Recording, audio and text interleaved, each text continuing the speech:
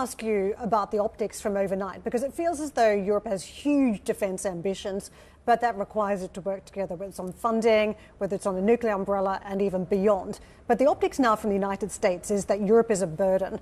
We heard firsthand from J.D. Vance that I just hate bailing Europe out again, was the quote. And this was around defence and the Suez Canal, around trade.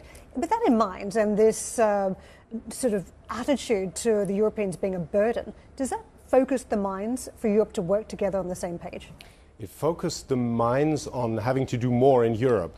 Whether that translates into working together on the European level, I don't think we're at that stage yet. So what you see is that response, well, in Germany, that has been weighing on the coalition talks, has been creating problems for Friedrich Merz within his own party. 500 billion for infrastructure spending in order to get basically unlimited leeway when it comes to military spending in Germany. So I think we're currently at the stage where member states are trying to do that on the national level. Whether we're moving to the European level, I think depends on what comes out of Washington in the months to follow. To that point, from Friedrich Merz to Boris Pistorius at home, how angry are they about some of the American language that's been used, and are they angry enough to move towards common European bonds and defence? I don't think they're angry, I think they're scared.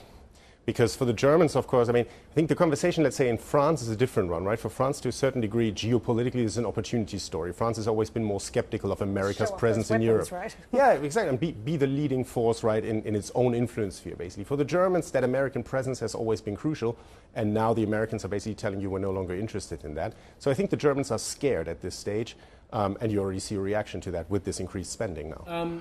Scared, angry, but if we're being tactical in Europe and smart, there's an opportunity, isn't there, as well? If the US wants to create a vacuum globally in its role, is there a role for Europe to step in? And the only reason I mention this is because I've heard a lot of speeches from previous commissioners like Gentiloni, Macron, of course, has said it a lot, and others, von der Leyen, another one as well, who have talked about the opportunity for Europe to match its economic weight, because it is one of the most powerful economic blocs on the planet, to match that with a geopolitical stance as well. So more muscular approach to its geopolitical position, which is backed up by an extraordinary size economy as well. Is there an opportunity?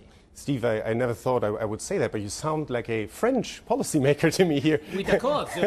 I know, I do actually. I know, I apologise, I do. No, I mean, that's, that is the story. I mean, if you listen to Macron, if you listen to the French, if you listen to the Commission, yes.